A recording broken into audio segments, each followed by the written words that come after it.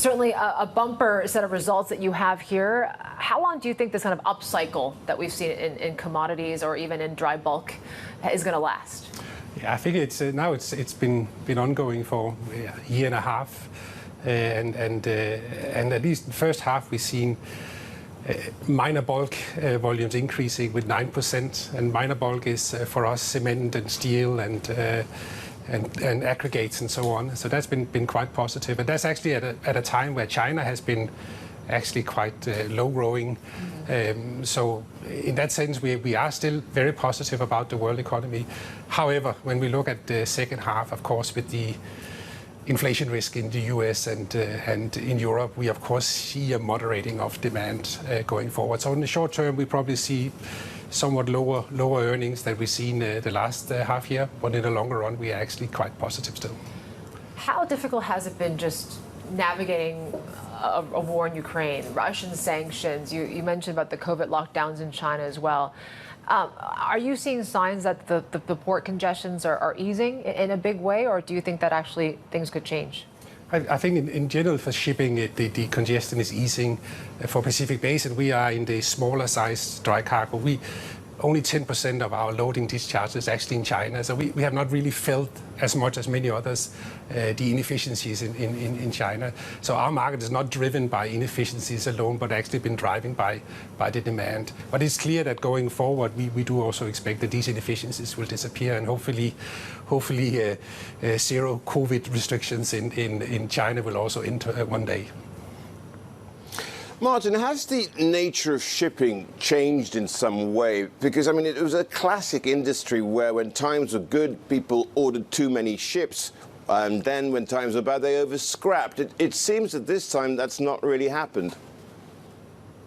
Yeah, that is actually true, and that's also why I'm saying we are actually very positive about sort of the longer outlook. The order book today is 7% in the dry cargo segments, and that is actually the lowest in 30 years. And also the new ordering in first half this year was 60% lower than last year. So when we look at the supply side, that is actually quite positive for our markets. You can say demand might moderate somewhat due to the issues in the world at the moment, but on the other hand, the longer term looks quite good because the supply side is so low. Well, it comes as a surprise, given that also we have all these changes coming in to make this industry far more environmentally friendly. Where are you with that, and how does that affect your cost base? Yeah, you can say we own 118 ships in our sizes, and what we've done for many years is trying to optimize them as much as possible. And at the same time also try to trade them in the most optimal way. So 90% of the time we have cargo on board our ships, and only 10% are we empty. So of course we try to optimize that part best possible. But however, we need to decarbonize our business, and we know that. And that's probably also why the order book is so low. We probably know what technology that's available, so we can buy these ships. We cannot do it on the existing ships. We have to buy new ships. The challenge for us is the availability of the fuels, the green fuels, when, how, and how much is available. And that's the big question. And I think the ship owners are a little bit worried about ordering an asset. They get delivered in 3 years, and it has to be traded for 25 years. If you get it wrong, there's a residual value risk that is quite big for the ship owner. So that's why the order book is so low at the moment. How do you see these regulations then impacting freight rates? Because they are starting to kind of roll off a little bit too. Yeah, I think first of all I would say we are actually quite happy about these rules coming now. IMO coming out with the rules next year. We finally get started where equal rules for everybody, and we can get started in this journey of decarbonization, because we know we have to do that as well. The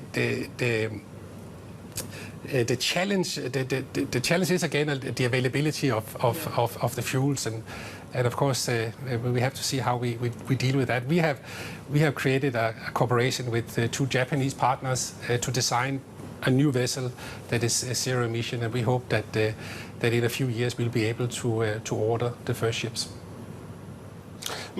Martin, I know you're not into container shipping, but I want to bring a car from here in London to Hong Kong. Should I wait, or should I do it now? Very quickly.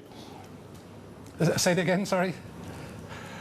If I want to export a car from here in London to Hong Kong, should I wait or should I do it straight away? I know this is container-based, you're not really your specialty.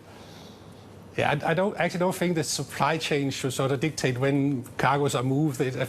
I'm sure it's the end demand that has to do it. So if it makes sense for you to do it now, I think you should do it. I was going to ask you about freight rates coming off recently. Is this a sign that maybe things are slowing down? Or can we actually see the same kind of recovery like we did back in 2020? Yeah, I think it's not unusual for, at least in our segments, that we have a summer down, where market goes a little bit down in the summer. It's a seasonal thing. Actually, normally our markets are better in second half than first half. I'm not sure that's going to happen this year. But of course, there is some clouds coming with the recessions. But the grain is coming now in the northern hemisphere. We see now grain out of Ukraine, which is very good also for food security, but probably also for us. We see China actually subsidizing infrastructure and hopefully going in the right direction. So there's also things that actually is moving in the right direction for us. And still the supply side, the number of new ships coming is actually quite low. So there's also a positive thing. But I think all in all, if you take it, I think demand will moderate with inflation. That's usually how it works. And therefore our earnings in second half probably be a little bit less than first half. But first half was also exceptional well.